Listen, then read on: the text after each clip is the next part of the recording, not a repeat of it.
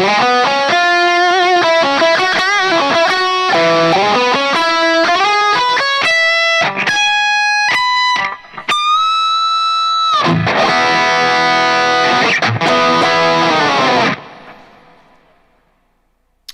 good morning, guys.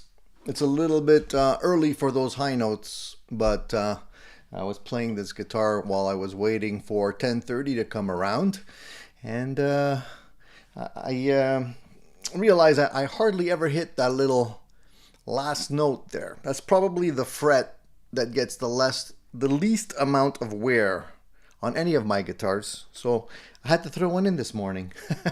How's everybody? Welcome back. Hey, I'm happy to be here this Sunday. I hope the sound is okay. I hope you hear me all right. I'm extra happy to be here this Sunday because some crazy stomach flu's been firing through my family this week. So it was a very interesting week, to say the least. Started with my son, and then, started with my daughter. Then my son a couple of days later. Then my wife wasn't feeling that good, and hopefully I won't have to leave early today. I've been fighting the good fight, so I'm here. But yeah, let me tell you, it's been not that much of a pleasant week so far. So hopefully next week will be better, but I'm glad I'm here, and at least Sunday is looking up, considering that we're together and we can talk gear for a little while. So welcome everybody. I want to say welcome to all the newcomers. If there's anybody in the house that is new already, they sometimes trickle in a little bit later during the show, but that's okay too. And we're gonna jump right in. We're already in April, guys. Where is the time going? It's pretty crazy. It's just been flying by. The weeks have been going by like crazy. We had April Fool's Day this week, right? April 1st. Anybody out there got fooled by anyone? Anything crazy happened to you guys this week? I know there was a couple of spoof posts being posted online. One of which was guitar related. I don't know if you saw that. Well, there's a couple of them that were guitar related, but one of them that caught my attention was the Somerset Sky. Did you guys see that? That was a post that was put out by the people at PRS. And for those of you who missed it, it was basically, I don't know if I can share my screen. Last time it didn't work. Let me try again here. Let me see if I can do it. There we go. Can you guys see that? Actually, not that one. Maybe this one here. Can you guys see that one? Give me a thumbs up if you can see it, because last time nobody can see it, and I could see what I had on my screen and I was talking to myself. So let me know. Anyway, the Silver Sky was a spoof. Can you guys see what's on my screen right now? I'm going to wait for you guys to say yes or no, because I don't want to talk all by myself when there's nothing on my screen if you don't see it. Yes, no, maybe? Okay, you see it. All right, thanks, David. Sometimes I don't know what's happening on your end there. So yeah, the PRS folks, or the people at Guitar, I don't know who posted the actual original post here, but they said that the PRS would be releasing a new version of the Silver Sky, which would be called the Sunset Sky. And we had a picture of John Mayer holding what looks like a Telecaster style PRS. Well, it kind of caught my attention, to be honest with you. I thought it would be a pretty good idea, actually. I don't know if I'm the only one who feels that way, but to me, the headstock on that guitar, for example, stands out a little bit less than it does on the Strat style guitar. So I think it actually would be pretty cool, I think. But maybe that's just me. Some of you might not think the same.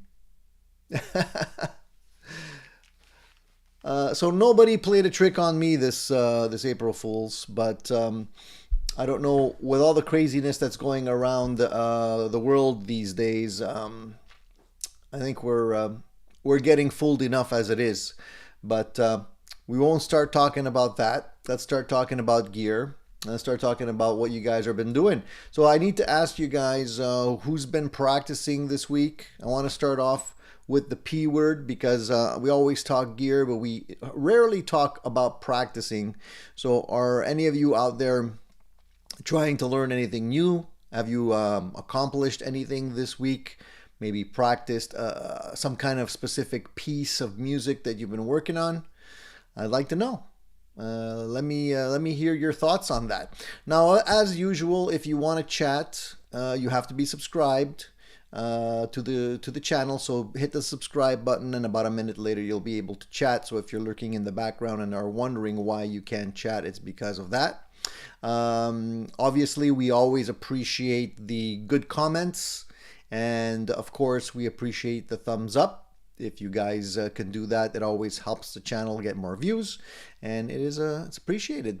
So some of you are concerned about prices going up on guitars. Well, the good news is that prices are always going up regardless. So I don't think prices are ever going to come down. I think we're at the stage in the game now where everything's pretty much going to go up and continue going up as time goes on.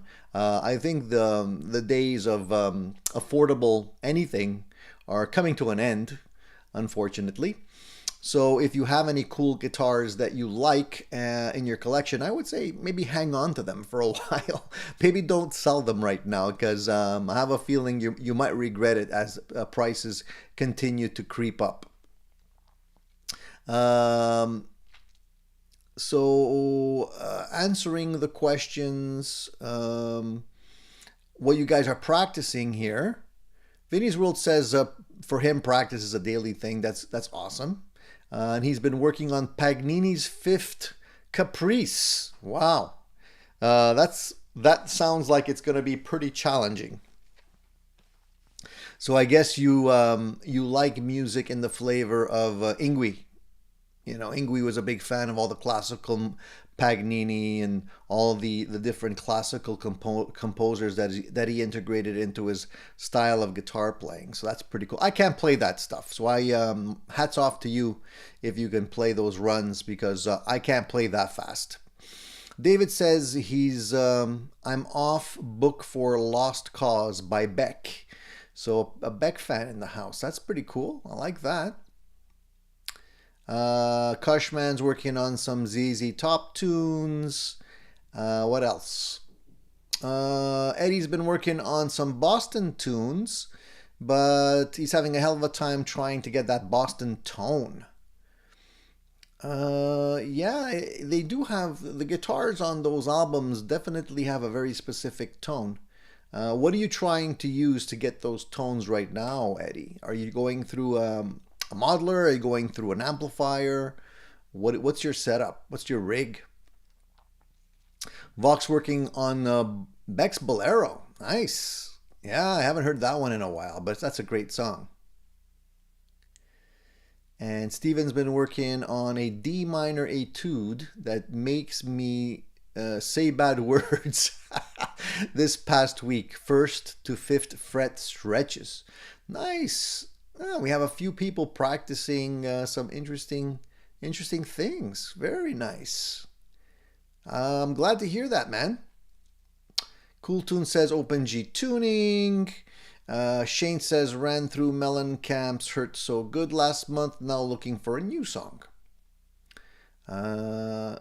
Very cool. Very cool. And Davis is going back to playing Rush again. The older stuff. Let's face it, the older stuff is the best. Wouldn't you say? I would say.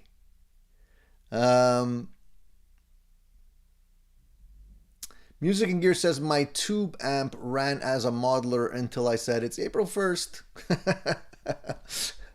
So there you go. That's his April Fool's joke for the day. Danielle's working on Loverman, made popular by Billie Holiday using the new Godin 5th Avenue Thin Line P90 that arrived a few days ago. Nice. Yeah, you mentioned that. that you were going to be getting that that guitar, Danielle. So you finally got it, and what's the review? Anything negative about that particular guitar? I know a lot of people do like that guitar, and it looks really cool, at least. I haven't tried it. Paul says that his service provider shut down for a week to update the 1973 system that totally crashed beyond repair. So it was FUBARD and was underwater. 4 trucks and an engineer as the original blueprints were lost. Time to switch service provider, Paul. There are some providers that do have new equipment. You just have to find them. Let's see here. Dan says he's working his way through Zeppelin up to Led Zeppelin 4. Nice. Yeah, every once in a while I do break out the old Led Zeppelin tunes myself and try and refresh my memory on those old songs. They're still the most fun to play, in my opinion. I think you never get tired of the old stuff, I would say. I've been trying to get the, I don't have the right sound for it. I don't have the right sound for it right now. I need a clean sound here. I don't know, let's see if I can. Do I have a...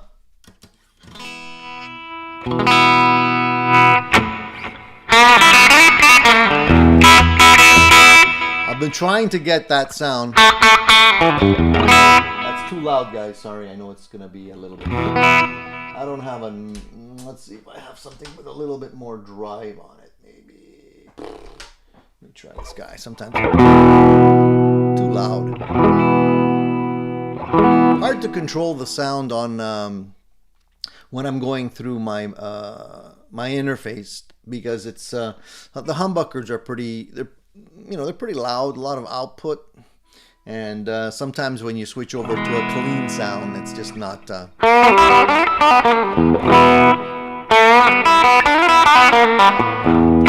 I've been trying to get the lick down from the Scuttlebutting record, and I'm trying to do it clean. So I'm playing it really slow, hoping to get it up to speed, but I've never actually appreciated how difficult it is to get the timing right on that song. So I'm going to be starting really slow and trying to ramp it up and get it up to speed and clean if I can, but that's not always easy. So I'll try my best. I'm working on it. So one thing I was sad about this week was that we lost Val Kilmer.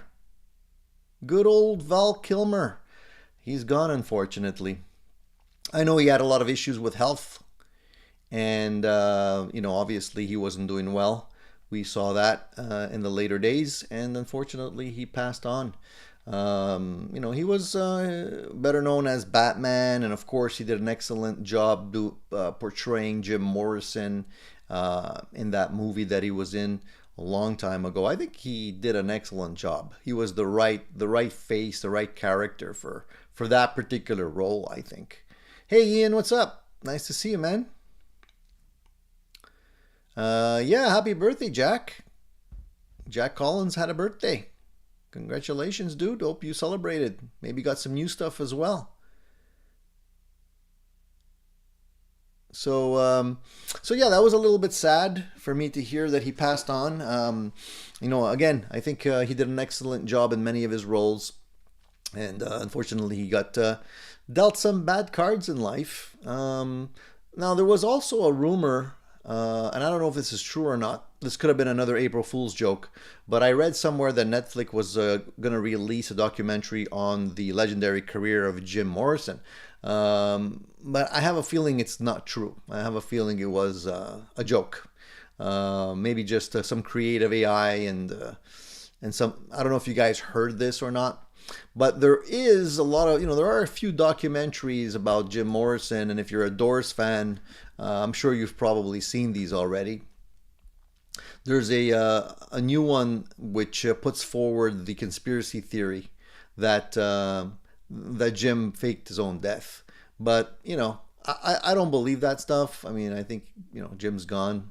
A lot of people still try to revive the theories that perhaps he pulled an Elvis kind of thing, where people still think that Elvis is still alive. So if you're interested in conspiracy theories, that might be an interesting documentary to catch if you're a Doors fan. Now Paul says, Tony, I have Rogers, and if I switch, I have to pay 2 kilometers of cable to be installed underground from the street. Okay, well, that's not fun. What about Starlink? Is Starlink a bad word now that Elon has lost favor with a lot of people? Just a suggestion. Don't shoot me. Ian says he likes the movie Willow. Yeah, that was a nice movie. I like that one too. Some interesting scenes in that. I like the way they used the creative AI and all that kind of stuff with that movie. I don't even know if it was AI at that stage. It was kind of early on in the game. So I was playing around with this guy today. I forgot it had a tuner built in. Did I show you guys this? I did a video review on it. I don't know if you can see it here. It's a little bit out of focus here. This is a cool little device. It's a multi-tester from Nuex, and I was using it because I have a lot of these old patch cables that are they've seen better days, and sometimes I wonder if they're still working properly.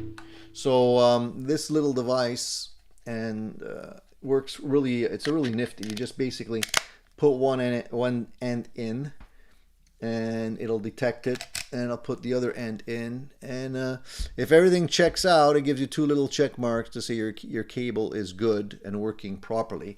But the interesting thing also is that if you're using pedals, it'll be able to also check the DC cables, your cables to your pedals, and you can actually connect your pedals while they're being powered, and you can see how much draw your pedals are actually taking, which I think is cool if you're using a power supply that has limited power. Like sometimes you might be maxing out your pedal supply. You might have 8, sometimes more pedals, and they don't all draw the same amount of current. So what ends up happening is that eventually you might be kind of drawing more current than your power supply can actually handle. So you can do the quick math with this and see exactly how much draw each of the pedals is actually taking. And if you press the button here, there's also a built-in tuner, which I didn't know. Well, I knew, but I forgot. So you can actually use it as a tuner. It's a cool, nifty device. Rechargeable batteries in here, so once it's charged up, you can just throw it in your gig bag or your case and have it ready. Since sometimes you don't know if the cables are good or not, it's an easy way to check it out. Mark says Heat and Tombstone were my favorite of Val Kilmer movies. I forgot about Tombstone. Yeah, that was a good Western. It seems like many times there's not that many, Westerns fall short sometimes. Yeah, I remember that. That was good. That was good. I actually, speaking of Westerns, I actually watched the, what is it called? American Primeval. Did you guys see that movie? If you're into Westerns, man, that one's pretty brutal. It was a good movie, though. I thought it was great. It really it really showed how the West really was back in the day. We have very nostalgic thoughts about what the West was, right? But this movie's totally different. It kind of portrays things as they were, very rough, very brutal. Life and death most of the time. Was very cool. So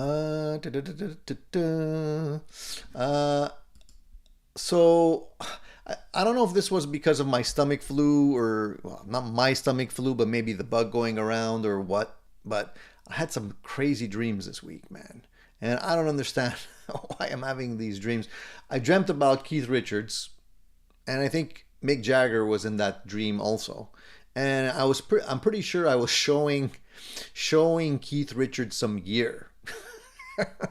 Like just talking to him and showing him some new stuff. I remember doing that, and at the end, when I woke up from that dream, it's like, why would I be showing Keith Richards gear? Like, and I remember in that dream, Mick Jagger was in the background, and he was doing some stuff and just commenting a little bit as he was walking around in the background. And then yesterday, I had a dream I dreamt of Paul McCartney. And it was a weird ass dream again. It was like I was somewhere with Paul, I was somewhere where Paul McCartney was, and he was supposed to make some kind of a speech or something like that. And last minute he kind of comes up to me and he's like, hey, can you help out? And I was supposed to do something spur of the moment kind of thing. And, really, really weird dream. So I guess I have to stop eating late at night. I don't know. I must be something like that because I can't explain it. But it is what it is. It's sometimes you go in stages of having these crazy dreams, and you wake up going, huh? What the heck? So beyond the silver sky stuff, we had our poll question listed this week, and hopefully you guys took an opportunity to answer it. We'll look at that in a few moments. And the basic question in that poll was basically, are you still into real amps, or have you kind of gone digital at this stage? So I wanted to talk a little bit about that because I was thinking about that this week and just going through things in my own mind in my own crazy way. And I thought it would make a good topic of conversation. By the way, I found it. I was looking all over for this. Did you guys? I don't know if you guys see this. This is a Eddie Van Halen pick that was sent to me by one of the viewers, and I don't know if you can see it. It's a little blurry, but it's got Eddie's signature on one side and the Van Halen logo on the other, and I love this pick. And I thought I lost it, and I actually found it. I got to put that aside and maybe put it somewhere where I won't lose it. But lately I've been losing a lot of stuff. I don't know what's going on, if there's gremlins or what, but just this last couple of days I was looking for a whole bunch of cables. I had a whole bunch of guitar cables, which I had neatly put away. I had them all in big Ziploc bags because I don't like them when they get all tangled and you throw them in a box. This way it keeps them separated. And I can't find them. And I was looking all over. There was one specific cable I needed because I was trying to, I wanted to hook up this guy into my Fractal. This is a really nice Mission SP1 foot switch that can act as a dual foot switch. You can actually make it control two things at once. You can do like volume and wah, but you need a special cable for it. You need like a stereo cable. And I know I have one because I bought one specifically for this, but I can't find it anywhere. And all kinds of little things have gone missing. I don't know if my wife's been cleaning up, but I gotta really find, like, I looked everywhere. I mean, these are things that you can't really easily lose because there's a lot of them. So it would fill up a big duffel bag, and I can't find them. And also I lost my little neck support. When you're working on your guitars, I had two. I had one that was made of cork and one that's made of wood. Well, the cork one's gone, and that's like one of my favorites. I can't find it anywhere. So I'm like, I don't know what's going on, man. Somebody's playing April Fool's jokes on me, or perhaps my wife is slowly liquidating stuff when I don't see it. Dewey said he had a dream that he was staying at Nerdville with Joe Bonamassa. Hey, was that a recent dream, Dewey? Well, at least they're fun dreams. You could be dreaming of boring stuff. I don't mind dreaming about playing guitar or gear, doing stuff on stage, or that kind of stuff. DMAX says Val Kilmer did a lot of cool movies, great roles. Salt and Sea was a solid flick that was under the radar. I never heard of that one. I might have to look that one up. David says sounds like Tony's subconscious is telling him he's great. Well, At least somebody's telling me I'm great. Which dream was better? Beatles or Stones? To be honest, Ian, they were both very, very short. I only remember like a small portion of the dream, so they're kind of both, they were kind of both the same. MFN says red sauced pasta gives me weird dreams. Haven't had any of that.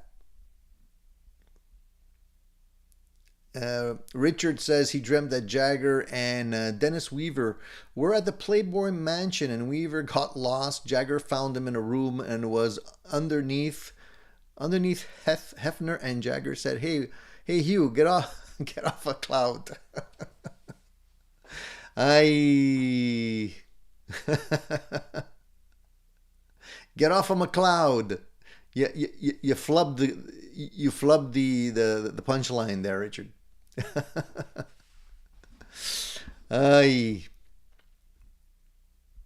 I got a joke too, but it's a little dirty, so I can't really tell you that right now. Maybe later. We'll see how it goes. Steven says you put your neck support somewhere so you wouldn't lose it. I actually didn't, because I learned that the hard way, Steven. When I clean up, I never find my stuff. So I have a tendency to be a little bit messy, but I know exactly where everything is, at least more or less. When I clean up, sometimes I lose track of stuff. So I'll keep looking. I'm sure it'll turn up when I'm looking for something else. You know what I mean? Farid says, what attenuator would you recommend sub $500? Well, the one I use is a Bugera. The Bugera one. I think I mentioned it. Somebody else might have brought it up. The one I use is this one. I'll show you.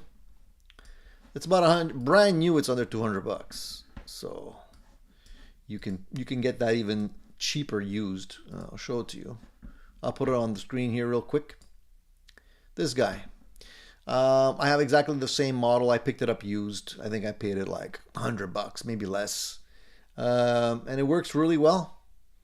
This is Canadian pricing, by the way. If ever you're interested in getting one, you can see the back of it right here. It does the job, and it's not expensive. You can go more expensive than this if you want, but honestly, why? I had a Weber one before I got this one, which worked really well, but honestly, this one works just as well. Richard says, my Tone King attenuator is great. Attenuator, I'm sure it is. Tone King makes great stuff, but I'm pretty sure it's a little more expensive. David says, I've looked all over for my glasses to find them on my forehead. Yeah, I know what you mean. Sometimes I do that with my phone. I'm looking all over for my phone and it's like in my pocket. So Richard says it has active electronics and not passive. Check out the difference before you buy.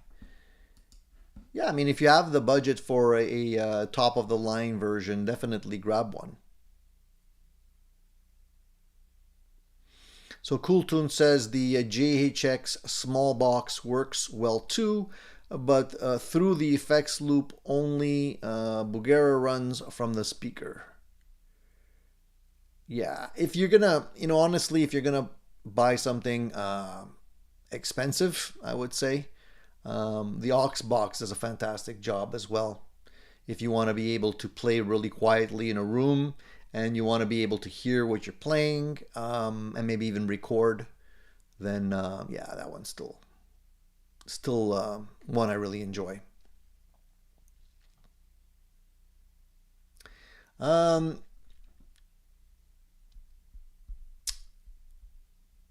What I wanted to say also, this is something that maybe flew under the radar for you guys, but since everybody here is into gear, I'm sure there's a lot of people here that are into the gear page. I'm a big fan. I've been subscribed to the gear page for years and years, and it's my go-to whenever I'm bored. I want to see what's new, what's happening. I usually go there, take a look at what people are talking about, some of the latest conversations. Well, I discovered just recently, and maybe it flew under the radar and you guys don't know, but basically, the gear page has joined Vertical Scope. And I don't know if you guys know what that means, but basically, Vertical Scope is a community management team, and they've taken over the gear page. So I don't know if this is good or not. I'm not sure.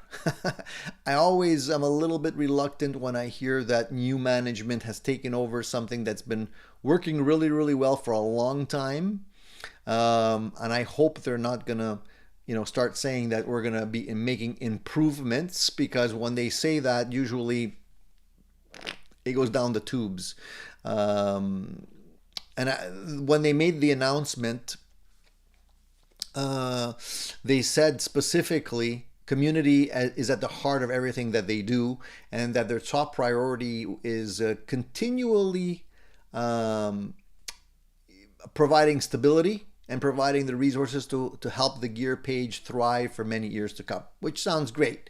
But then in the next sentence, they said, we'll work alongside volunteer moderators and administrators to enhance member engagement, which to me says more ads, increase reach, more advertising, I guess, and attract new members, and continuously improve the overall community experience.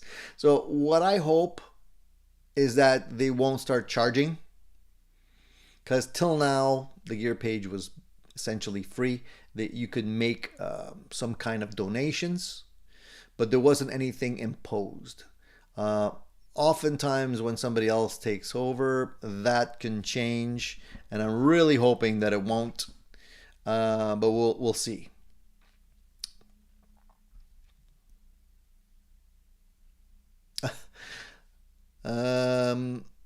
DMAX says, I saw a new 2-notes attenuator on Andertons the other day. Looks like a solid option for attenuation, but not sure the price. My guess is it's at least $1,000 or more. That's pretty steep. If it's just doing attenuation, that's pretty steep. If it has other features built in, then that might be justified. I haven't seen it yet. And Vinny says, I have the Mesa Cab Clone IR Plus, but apparently it's got some of the same guts as the 2-notes.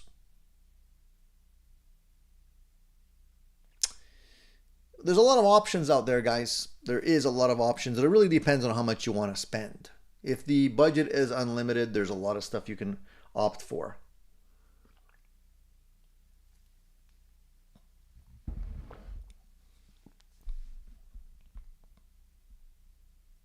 Vox says he's been on the guitar page for a while. In some circles, I hear it's Cork Sniffers Anonymous, but I don't mind it. There's a lot of the Cork Sniffers out there on the gear page. There's a lot of lurkers as well. I know Joe Bonamassa's on there sometimes, but the cool thing is that there's also other people that tend to pop in and out. Dave Friedman's on there regularly answering questions. John Suhr, the maker of this guitar, is on there very frequently answering questions and whatnot. So there's a lot of there's good advice, and of course there's a certain amount of cork sniffing involved as well, but you can weed through all of that.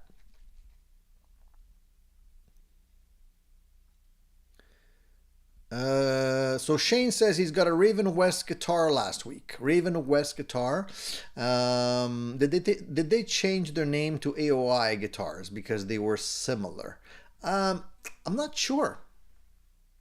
I had purchased a Raven guitar a long time ago off of eBay, if I'm not mistaken. It was basically like a PRS knockoff. And I think it was called Raven or Raven West. It was a really nice looking guitar. I didn't keep it ultimately. I ended up selling it. But I don't know if they changed their name. A lot of people buy, a lot of companies or organizations buy other organizations.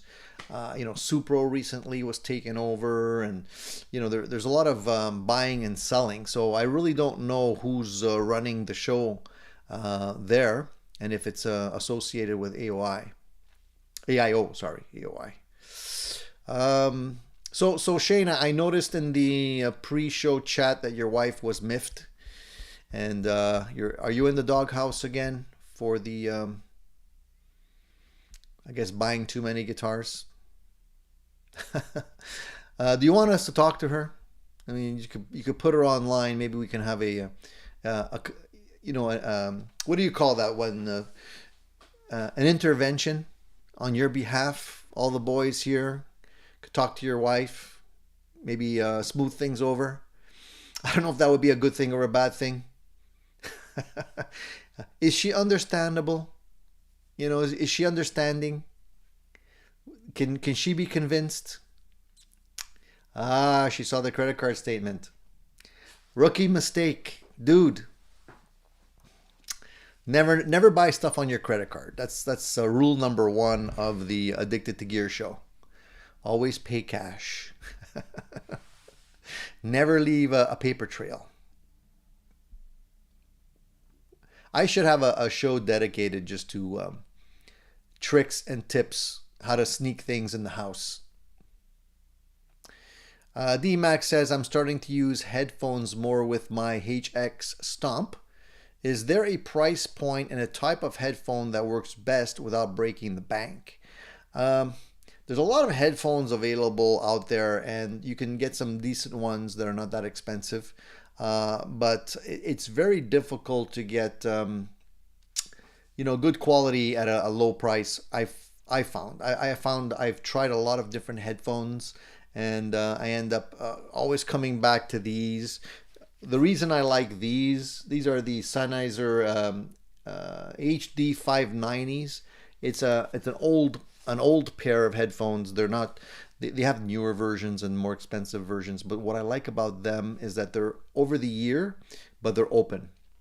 So I actually hear the room with these headphones, which makes it feel a little bit less boomy, a little bit more natural when you're using it with a multi-effects unit. So I don't know if you can see, but you can actually see through. There's like a grill, and you can see the actual speaker in there.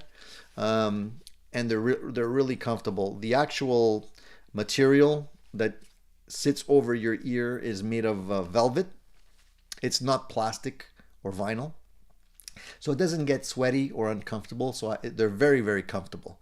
They're not inexpensive, and I don't even know if they're still making them. To be honest, they might not even be making them anymore. It could be a model that's discontinued. Let me see here. Let's see if they still have them. If I go to the internet, yeah, these are old. I've had these for I don't know how long. They haven't fallen apart on me either.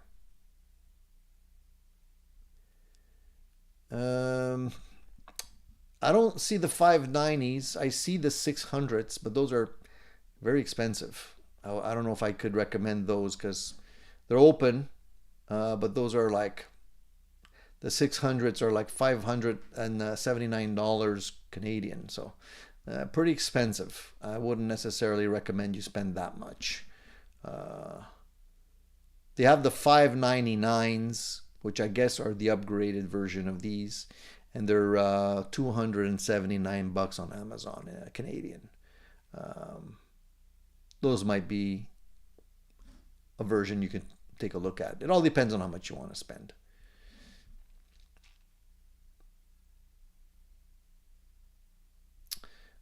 Steven says, addicted to gear for the married man. 10 ways to disguise your purchases. How to make her think you're spending your money on her. I like that. I can do that. I got tricks, guys. I got lots of tricks. Actually, I wouldn't call them tricks. I'd call them tips.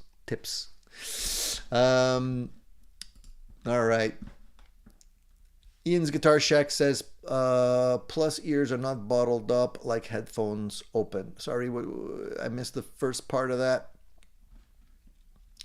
Let's see here. Vinny's World says, I have similar Sennheiser ones open back, and they're great for monitoring. David says, my closed back headphones are making me feel claustrophobic. Yeah, you should definitely try and get an open headphone type of thing.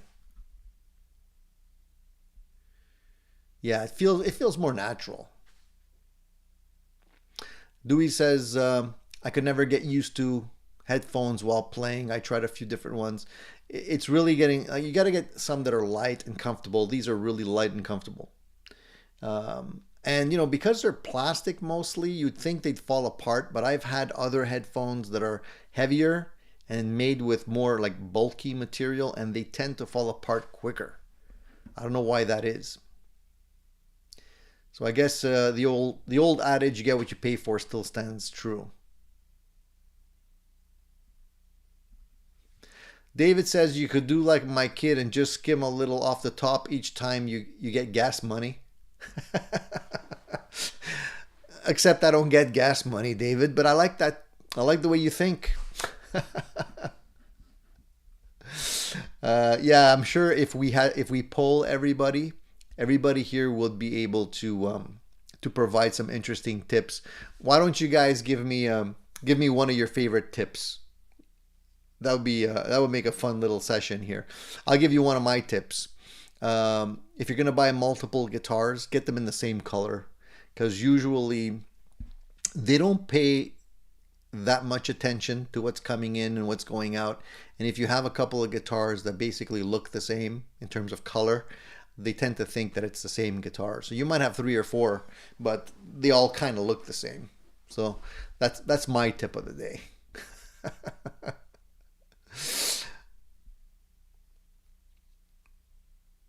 Yeah, I agree with you, Ian. Open headphones, they just feel way different than regular ones, than regular closed back ones. I'm not a big fan of the closed back ones. So I mentioned the documentary, and there was an interesting thing as well. You know, based on the topic that we have for the poll question. Heck, let me jump to the poll question right now, just so that we can see what's going on. Usually I leave it till the end, but why not just jump in and see what the poll results are right now? Give me a second. I'll pull that up. I don't know how many votes we got yet. Let me take a look. So 130 votes. So the poll question was pretty straightforward. Are you done with amps?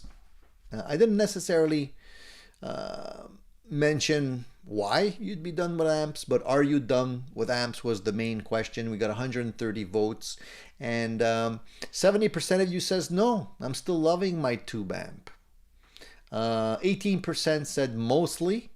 I'm using modelers now. 18%, it's good to see that there's a 70% chunk out there that are still heavily into amplifiers. 8% of you says all digital all the time. So it's a small percentage compared to the 70% that still love their tube amps. And then there was 4% that decided to choose other and answer in the comments. So I'm curious to see what the comments were. You always have great comments, guys. So someone here says, Blues Rocker 91 says, I'm done with tube amps. I've owned 7 or 8 of them over the years. The price of tubes and the cost of having them periodically serviced just got out of hand. I took a punt on a used PV Bandit going for 100 euros on Reverb.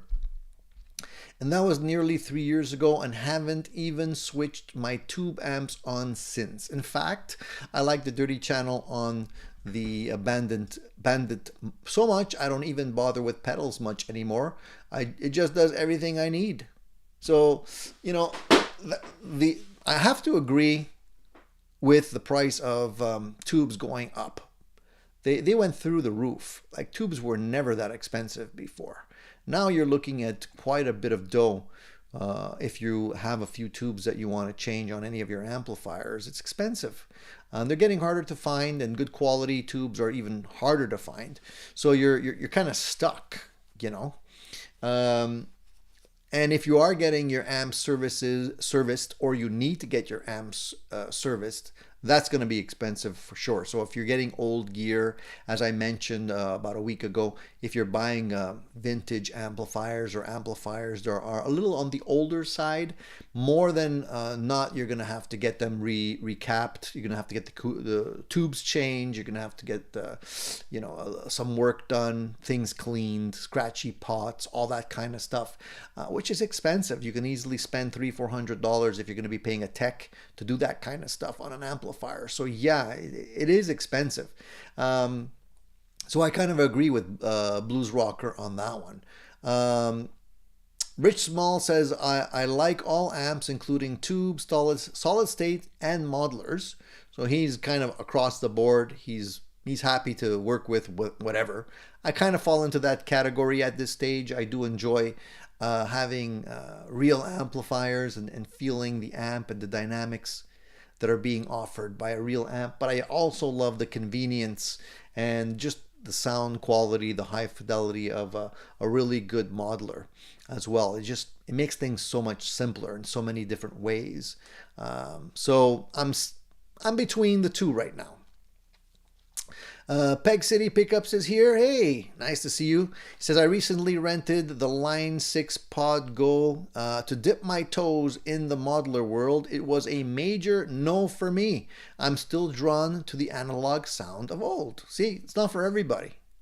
Now, not to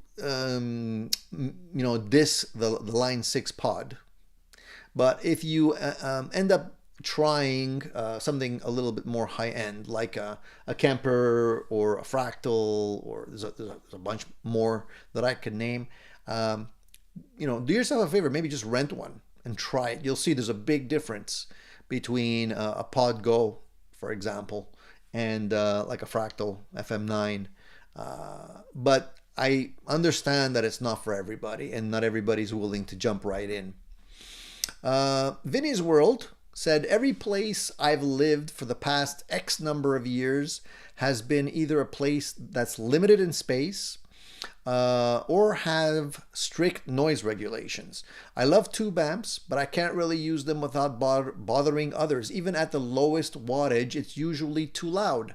I initially resorted to using a tube amp into a cab sim running headphones, but quickly found out that once you go with a silent or semi-digital rig, full digital really isn't all that different.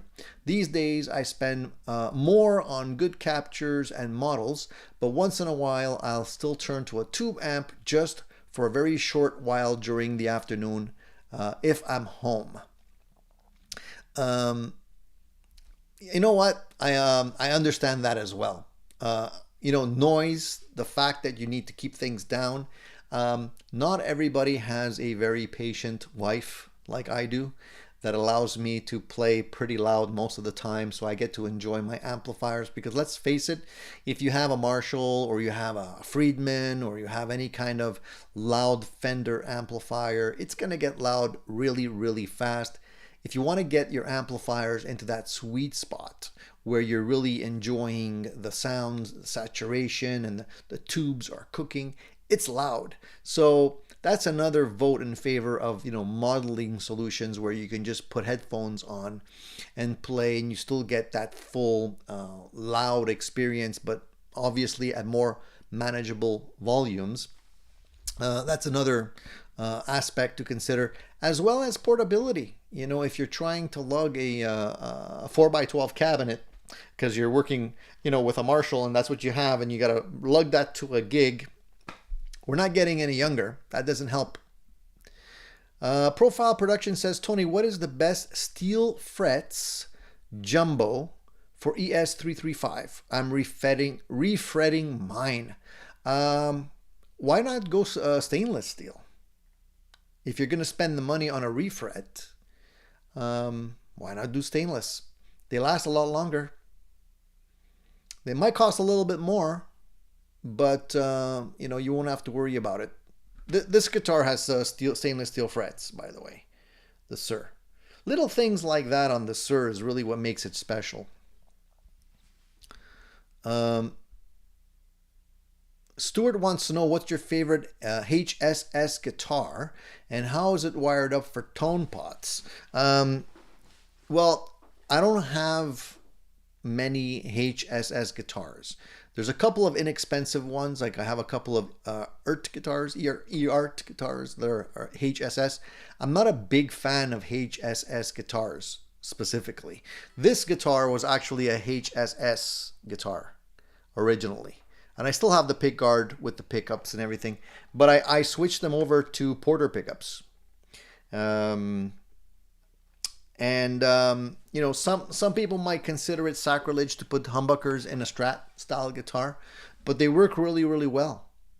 But before that, I would say that this guitar was my favorite HSS guitar.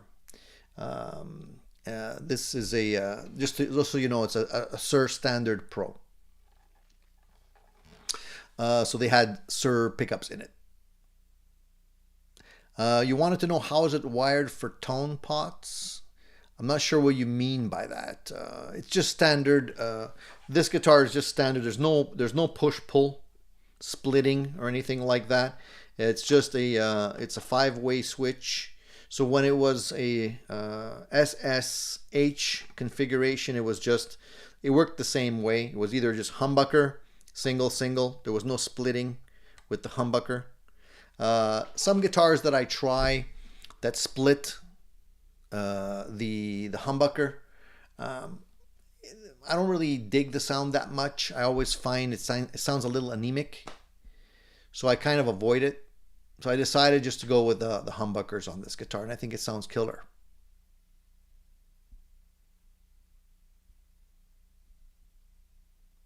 Vinny's World says, nah, it's not even the wife, it's the neighbors. Especially when I was in New York City, the people living below me were almost always called the cops on me. You might need better neighbors. Stuart says, I have big 8-inch monitors in my studio room. It sounds big and full in the room. I have the same thing. I have you can't see them, but there's 2 monitors right here. Nice big woofers on them, and I sometimes go through the monitors as well if I want to get the sound, and I don't necessarily want to go through an amplifier, and let's say I'm using my my Fractal or something like that.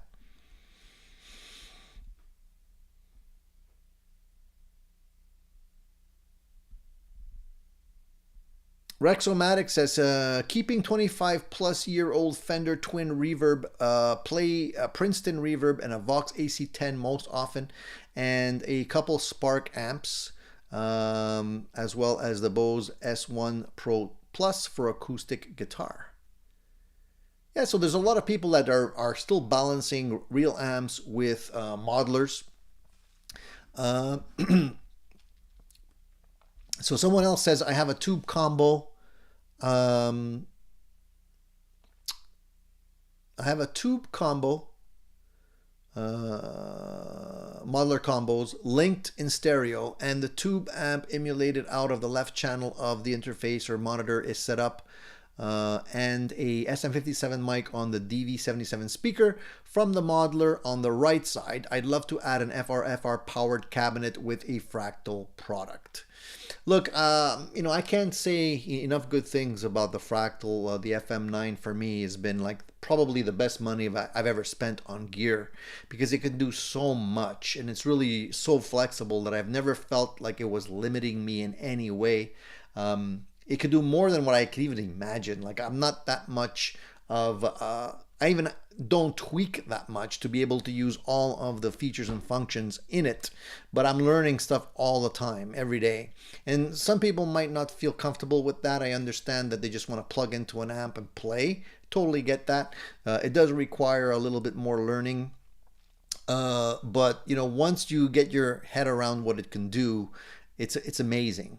And you know, I haven't hit the wall in terms of saying that I've maxed out, you know, the potential of the unit. Like there's things that you can do that I haven't even considered doing yet. So for me, it's like it's an ongoing discovery process, which is a lot of fun. I like tweaking stuff, sometimes a little bit too much, but I really enjoy it. Like just the other day, I learned I mean, I started using something just the other day that I never used before. And if you're playing in a live scenario, you'll probably appreciate this. Especially if you're using the Fractal, maybe you don't even know about this yet. But here, I'm going to show you something. So this is the Fractal interface. I've shown you this before. If you go into the setup right over here, you have a global setup configuration with a whole bunch of different tabs. If you go into your configuration here, you have different things for audio input levels. You can even adjust the scales and the output levels. This is the cool thing that I've been using recently that it simplified my live sound quite a bit. You have 3 different output EQ settings that you can play with. So initially they were all set to flat, and that's not necessarily what you want to have. If you're going to be doing anything live, you want to be able to make sure that you're heard through the mix. And because it's a full spectrum unit, you're going to be boosting sounds in different EQ ranges that you don't want to boost. So what I've done was I created a specific output EQ here for my live playing. So whenever I'm playing live, I just have to select this, and it applies it to all of the patches. So this is an EQ with sliders, and you have all the different frequencies from 31 all the way to 16K. And you can see I have it set up in a gentle curve, which basically makes the sound way better in a live scenario when I'm playing live, so it doesn't sound boomy, and it cuts through the mix really well. So you can have it full. If you're playing alone, you can just switch the output to another EQ setting for home use. But when you go into your live scenario or your live playing, you can just switch it over to EQ1, for example, and you don't have to tweak anything. You don't have to go into your patches, and it does it across the board. So there's a lot of cool power be under the hood there. So Presley says HH Strat. The coil tap makes it very versatile, and who doesn't love big flake pink sparkle? So he's one for the coil tap. I'm not a big fan of coil tap. I'll use it if it's there. I mean, I don't mind, but I won't necessarily go out and wire my guitars for the coil tap. It's not a deal breaker for me.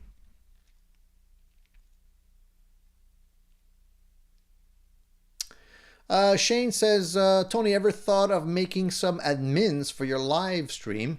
Then we could post links. Actually, I haven't really thought about that. Maybe that's something I should think about. I mean, I don't really feel like I'm fumbling around. I feel like I could do both at the same time for the time being. But yeah, maybe maybe later on I might consider that. David says single coils usually get 250K pots. Humbuckers get connected to 500K pots. Yeah, that's pretty much standard. Standard fare.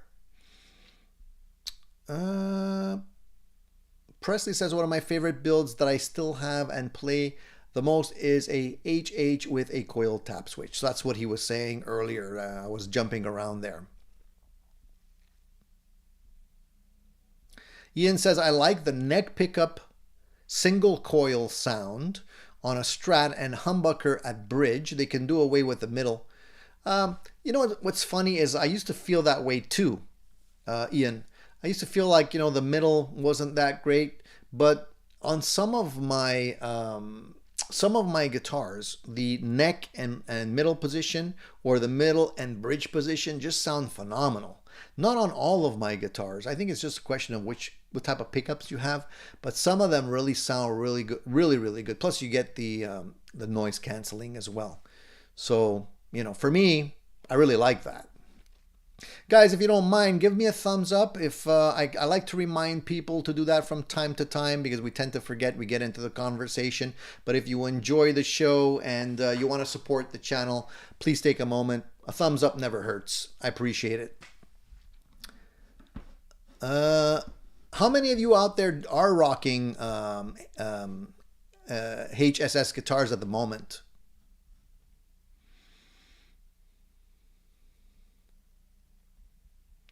Marcel had a question for Peg City. He says, "Hey Chris, any way for me to change my review to a 5-star one?" I don't know what review we're talking about here, but I just wanted to point out the question. Hey, thanks for the thumbs up, guys. I appreciate that.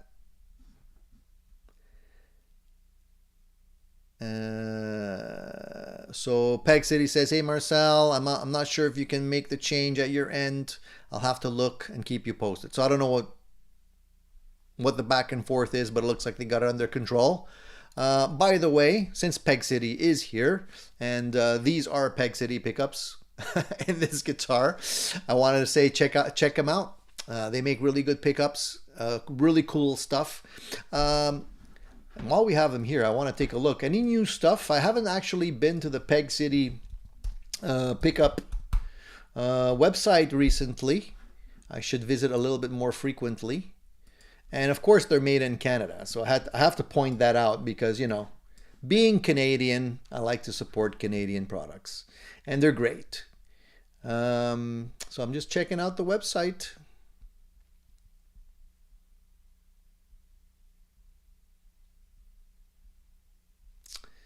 I don't know if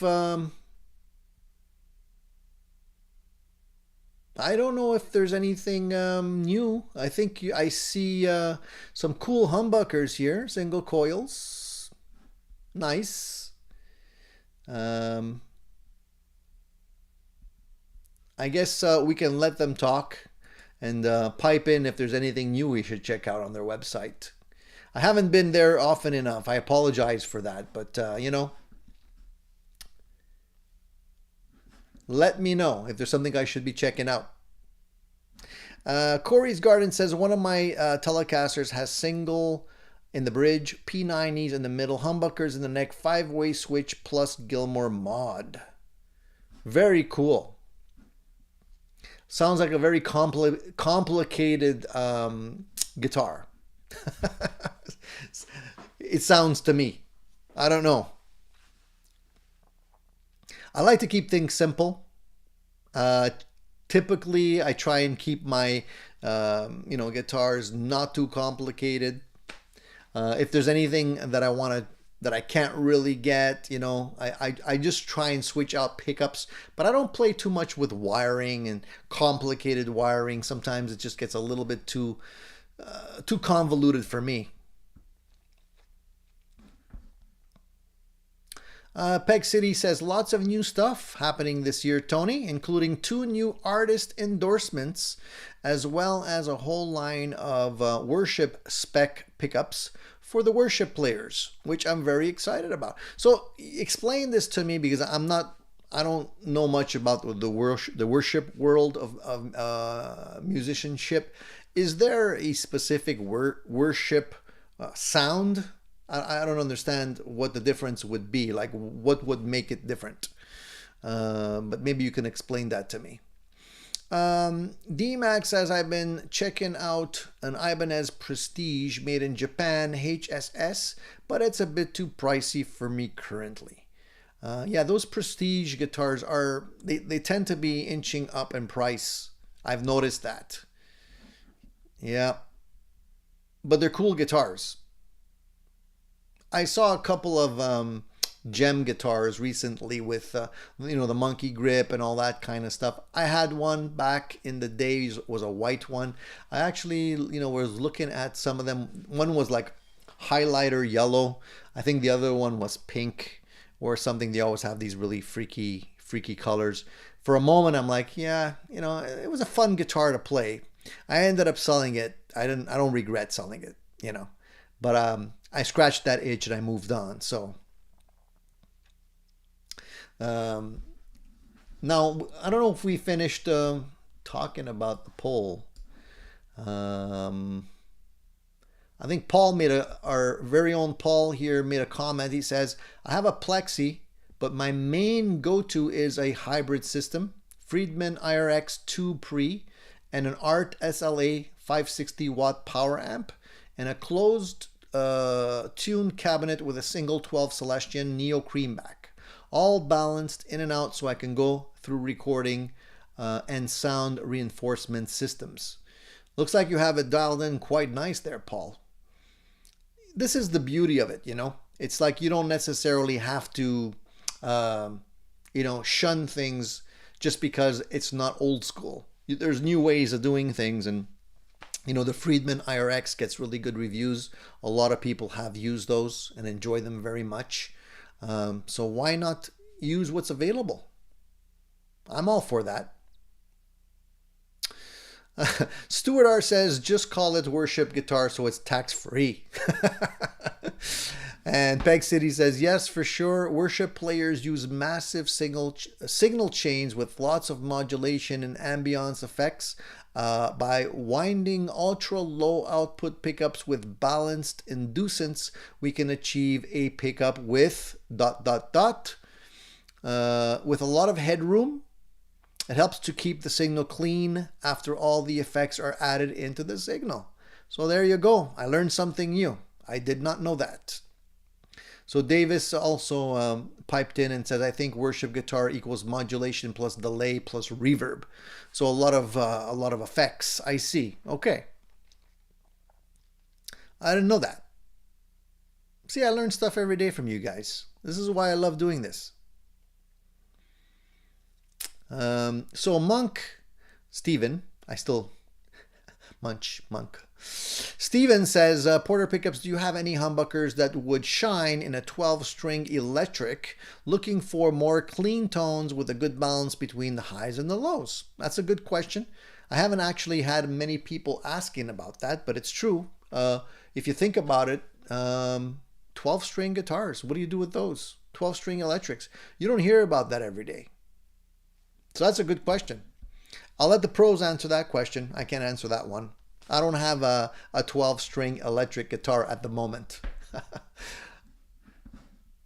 D-Max says, I really like the Godin HSS guitars. They do a lower priced, I guess, version with their own pickups and a higher priced version with Seymour Duncans. Yeah, the Godin stuff is good. I like them. I haven't really heard anybody saying negative things about Godin guitars.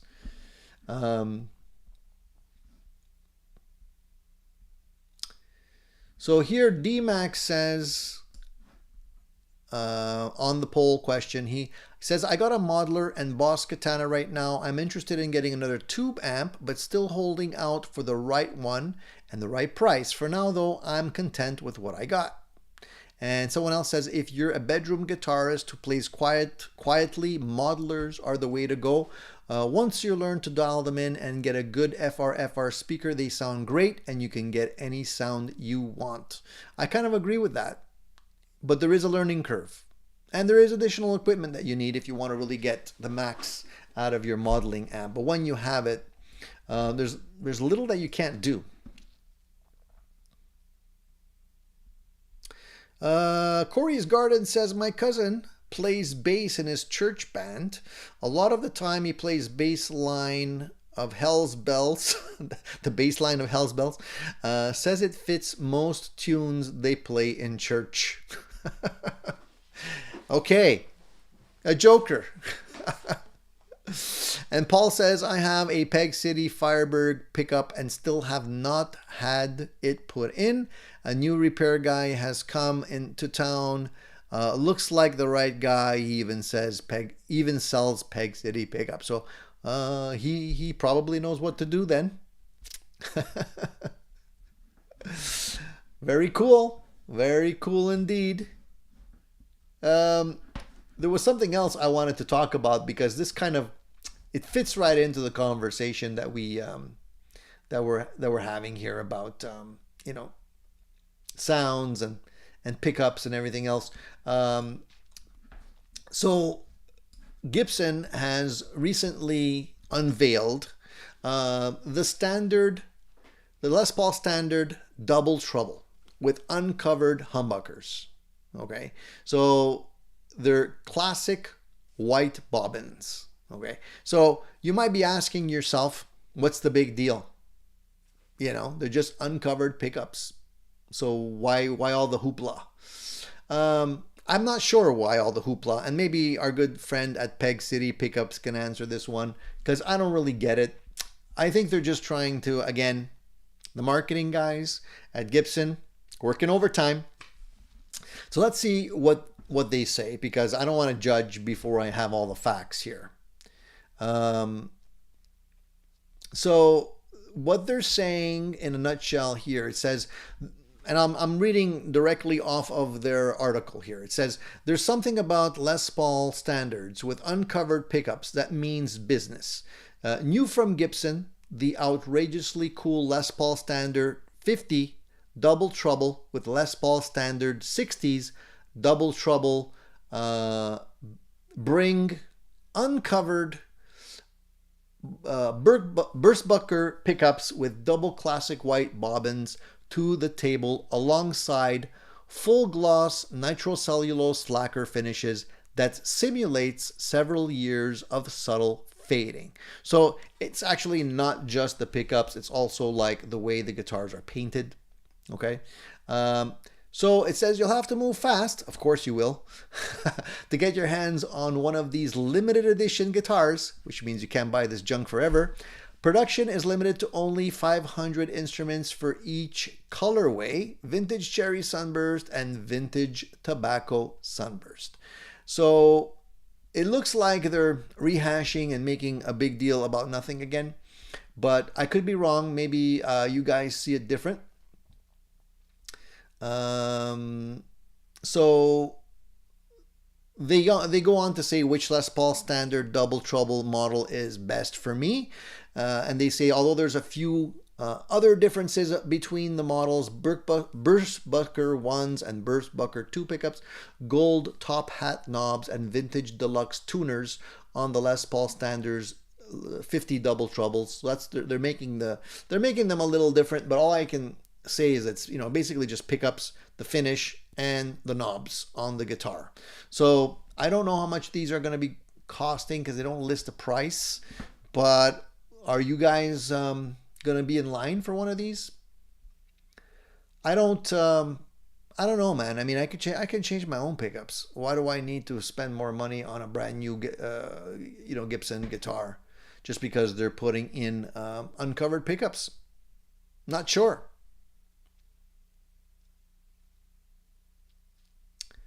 Give me your feedback on that, man. I don't know. No pun intended when I say feedback. Maybe maybe our buddy at Peg City Pickups can pipe in and, like, what is the big difference between uncovered humbuckers that happen to be double classic white bobbins? I mean, it's cool. I have a set of Super Distortions which were actually the same color, classic white, and I put them into another guitar, but I put a cover on them. Maybe I shouldn't be doing that. According to Gibson, it's sacrilege. So anyway, just wanted to point that out because, you know, Gibson is always up to something.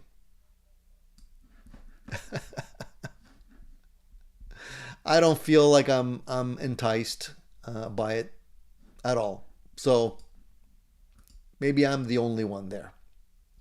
But that's latest news, according to them. What is your favorite? I mean, for those of you that are playing Gibsons, maybe there's a few Gibson people out here. What's your favorite style of Gibson? Is it a 50s, a 60s, or a 70s model? Do you guys have a specific model that you like, that you prefer? Obviously, the 50s are more like, you know, the appeal to the vintage lovers, of course.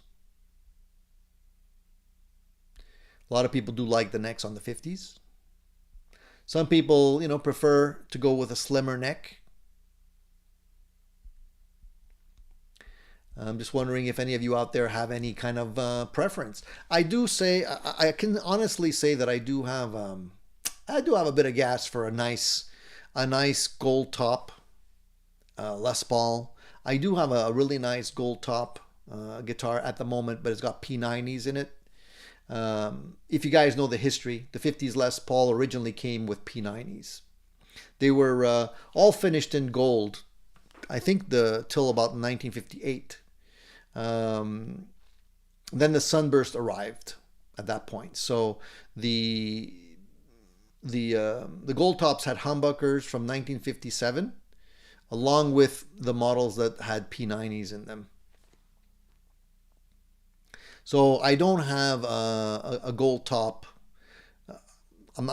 I lie, because I do have a gold top that has regular humbuckers in it, but that's the one that I painted as a gold top, and I did a series of videos. If any of you are into painting your own guitars, I did a video series where I painted a guitar, and I converted it into a gold top, and that one does have humbuckers, but that's kind of a knockaround guitar. I don't have a Gibson Les Paul with a gold top finish and humbuckers, so you know, I'm always on the lookout for something like that. You never know.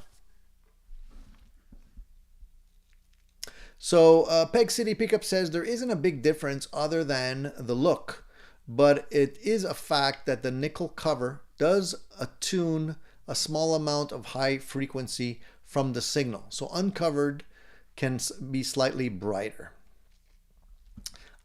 I agree, but I'm a sucker for raw nickel covers. They just look so sexy to me. I'm not a big fan of chrome, but if you can give me some raw nickel covers, man, love them. That's my go-to. They just age so nicely. They become like grungy and dirty, but in a good way. Love them. And they're also more expensive, I think. The raw nickel covers tend to be more expensive for whatever reason.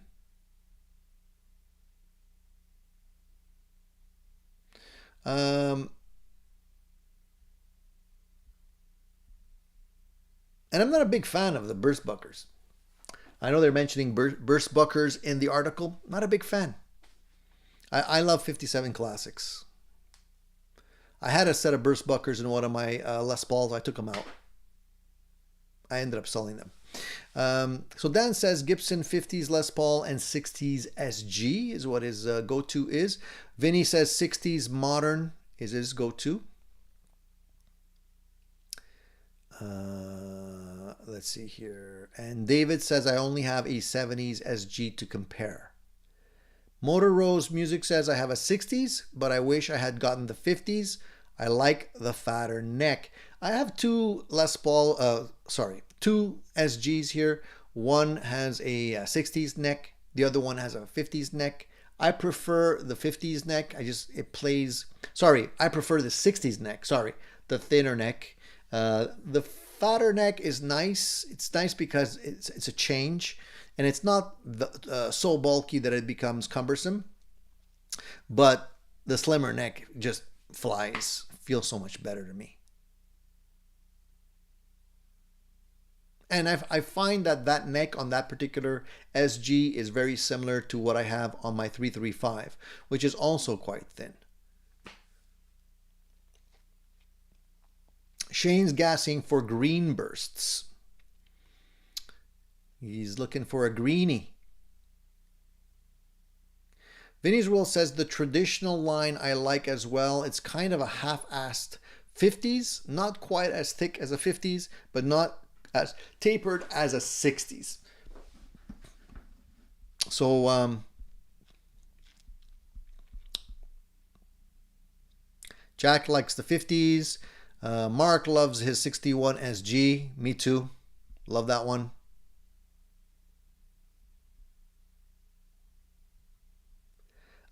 I'm actually looking at another SG recently, and I'm trying to talk myself off the ledge.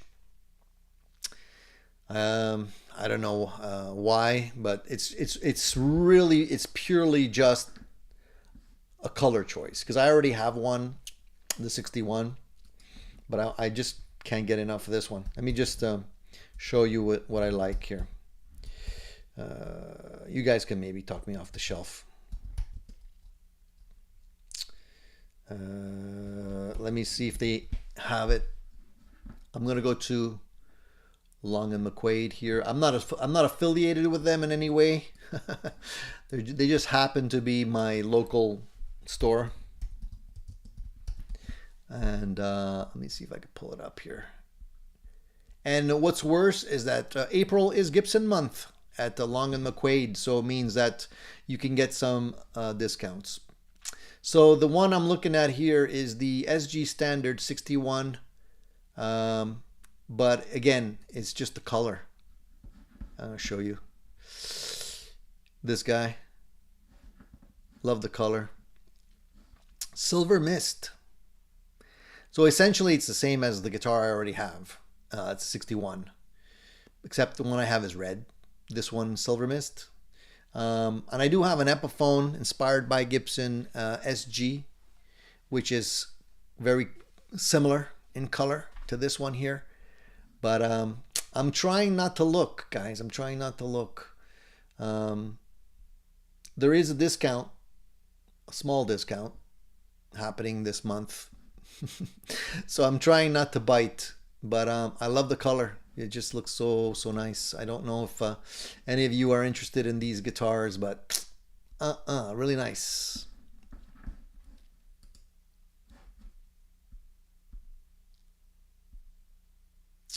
You guys are not helping me. If I buy that, I'm gonna have to sell something else, though. That's the rule. That's my unspoken rule. You can't just keep on buying stuff. Now this one, I believe, the one I'm looking at here. Let me just see. Sorry, I kind of missed it. Let me see if I can, where is that? If I go to the specifications here, they do come with the burst buckers, unfortunately. So they have the 60s burst bucker in the neck and the 60s burst bucker in the bridge here. So not my favorite pickups, but they do have nickel. It's all nickel, which is nice. The ABR1 bridge, the rest of it, like, it looks really nice. Oh man, I don't know what to do. Anyways.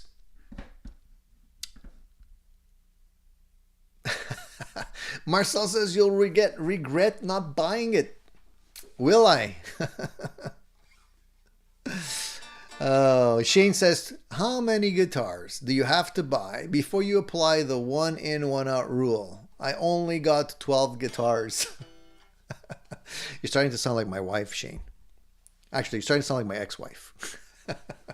You know that old joke, right? Where the wife starts complaining and he says, you're starting to sound like my ex-wife.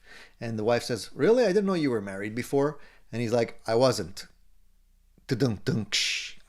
Anyway, yeah, I don't know. I'm going to decide what to do, but I don't mind selling off a few other guitars to be able to get that one. I really do like the feel of the SG. It's really a fantastic guitar. And I was even playing with the idea of maybe doing something and perhaps selling the other SG that I have, which is the SG with P90s with the fatter neck. But then I thought about it and I'm like, why would I want to do that? It's such a great guitar. This is the problem. Hey Presley, have a nice day at work. Glad you can stop in for a while. Zarly says you need to scratch the itch. Yeah, man, I've been scratching.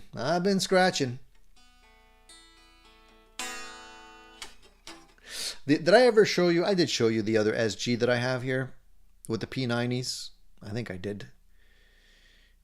Let me pull that one out. Give me a sec.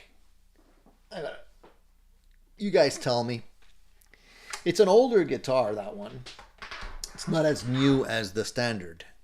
Hey Jamal, what's happening? Glad you could drop in. What am I gonna do with this guitar now? I gotta put it somewhere. I don't have any stands available. Man, I gotta get more stands. Okay, give me a sec.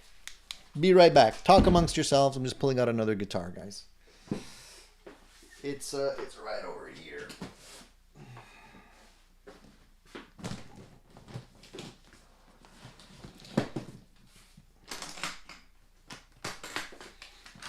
Just juggling guitars, that's all. I don't think this guitar is gonna fit in this case, but let me try. Nah, doesn't fit. Okay.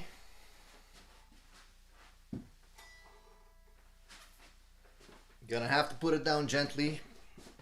So this is the other one.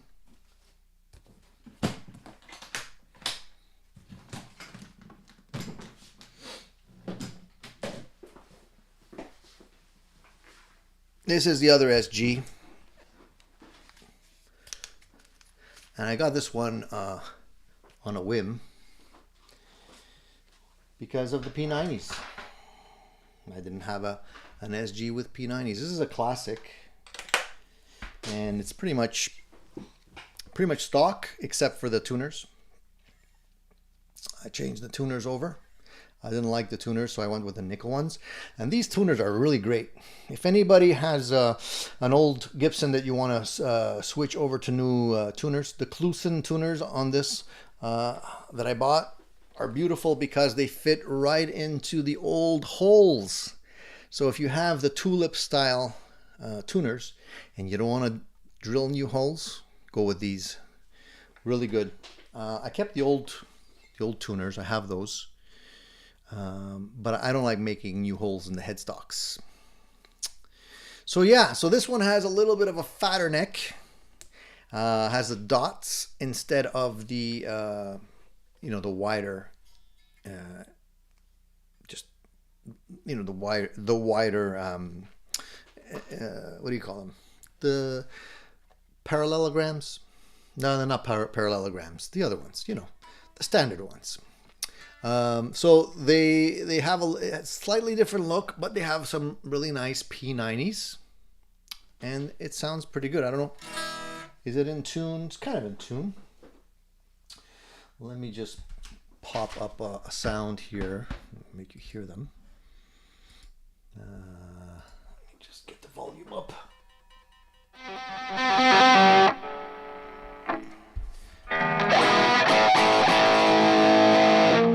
So,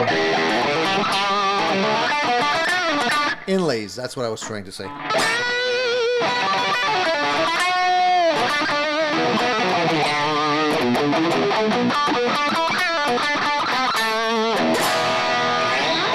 I mean, they don't sound bad.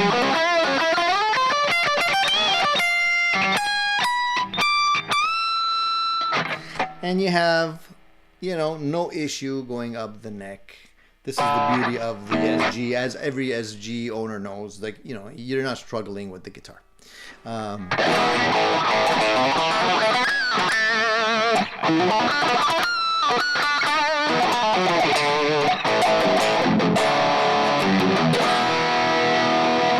So, whenever I think about selling it, I'm like, why would I want to sell it? This is the thing, so I don't know, man. It's got a different feel. It's got a different sound. It's just, I don't know. I can't sell this guitar. It's too nice.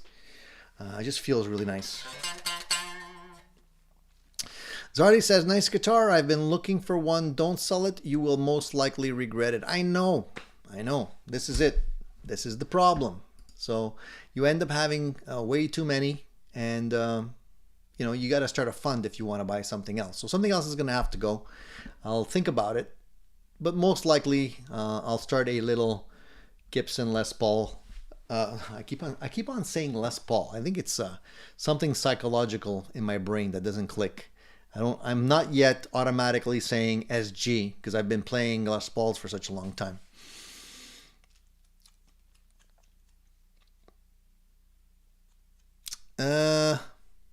Paul says, Tony, the silver SG is a forgivable purchase. Is it? Forgivable according to who? I don't think my wife would be saying the same thing.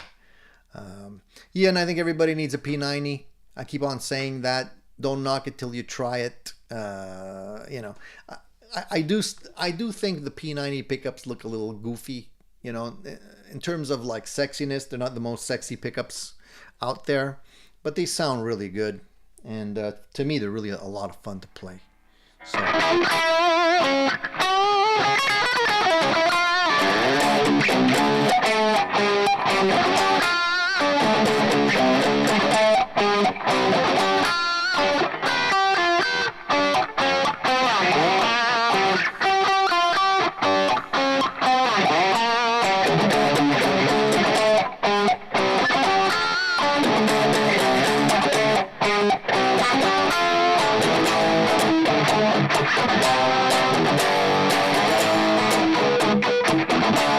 You know what?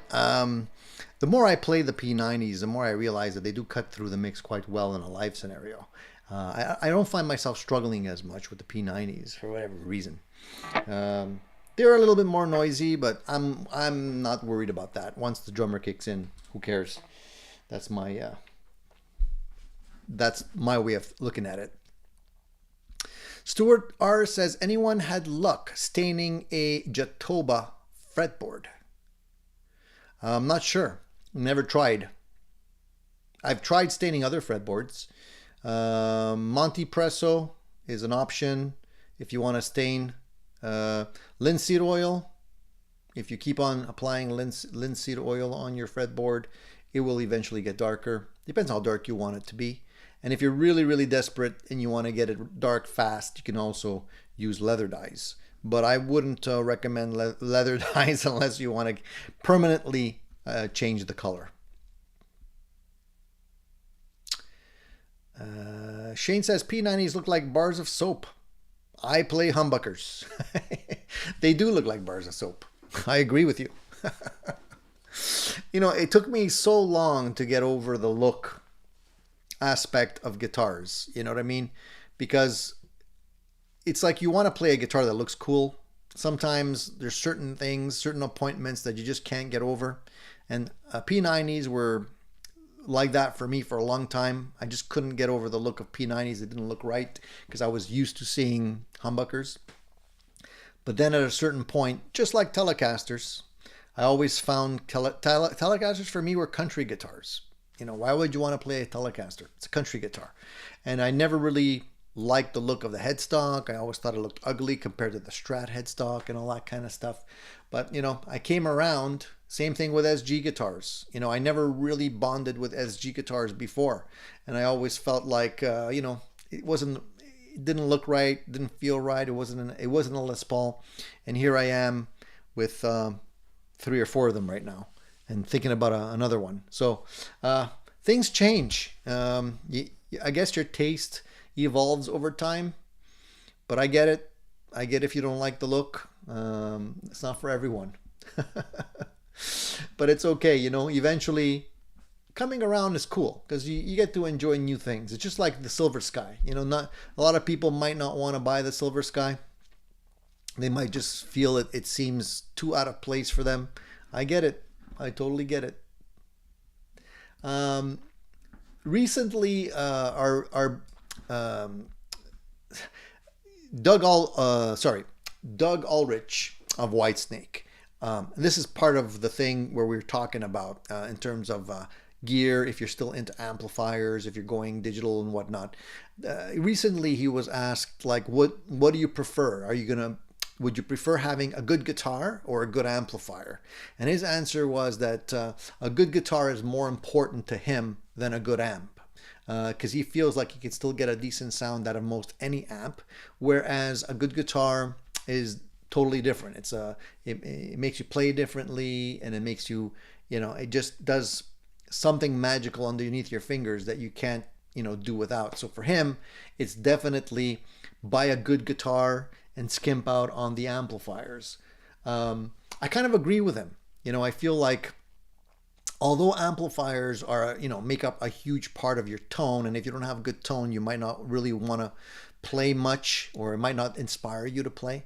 But if you have a great tone and a shitty guitar, I think it's just as bad. You know what I mean? If you're struggling with your guitar and you just can't get along with it and it's just not fun to play, even though you have an amazing sound, like, why would you want to struggle with your guitar? So, you know, it's one of those things where ideally you want to have the best of both, but if you have to choose just one, I kind of agree. Get a good guitar.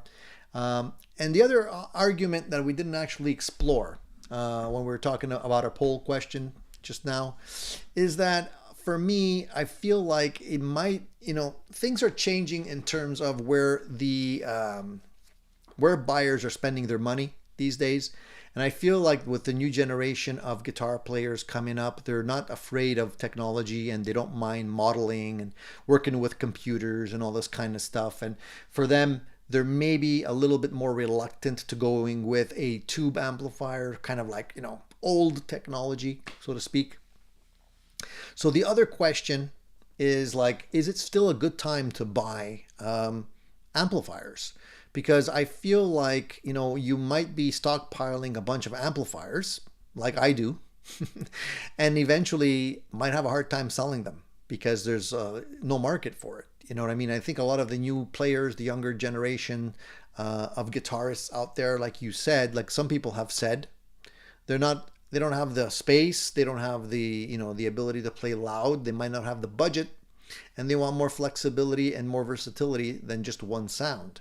So perhaps if you're spending your money on amplifiers as opposed to guitars, maybe you're spending it in the wrong place. Guitars you can always sell. There's always going to be guitarists out there for sure, that will want or are looking for a specific guitar. But I feel like the high-end boutique market for amplifiers is kind of dying out a little bit. I do see a lot of pretty expensive boutique amplifiers on the used market, at least locally, for a long time. They're listed there for a long time before they actually get taken down or sold.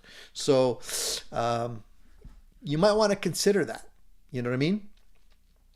Shane says amps are just super cheap to buy used. It depends which ones, man. Depends which ones. I've been looking at a couple of amplifiers and they're not cheap at all, man. Try and buy a matchless amplifier and tell me if they're cheap, or try and find a used car amplifier and tell me if they're cheap, or Tone King, or Friedman. Give me a Harry Brown Eye head for cheap.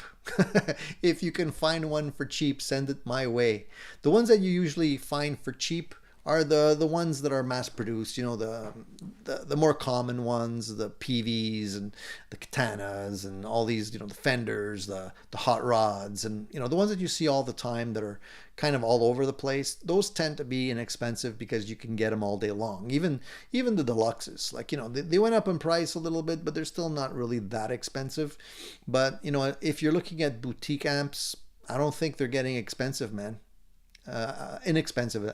I don't think they're getting inexpensive is what I meant to say. Even the Mesa Boogie stuff, it's expensive now. You look at the stuff that they're coming out with, the newer models, the Fillmore 50 and all this kind of stuff. They're expensive. They kind of stay expensive. Shane says, I'm just not an amp guy. I'm fine with the Vox. I can get local. Yeah, Vox. There's nothing wrong with Vox amplifiers. Again, if you're going with a vintage Vox, you're going to pay them a lot of money. Anything old, collectible, and rare is going to be expensive.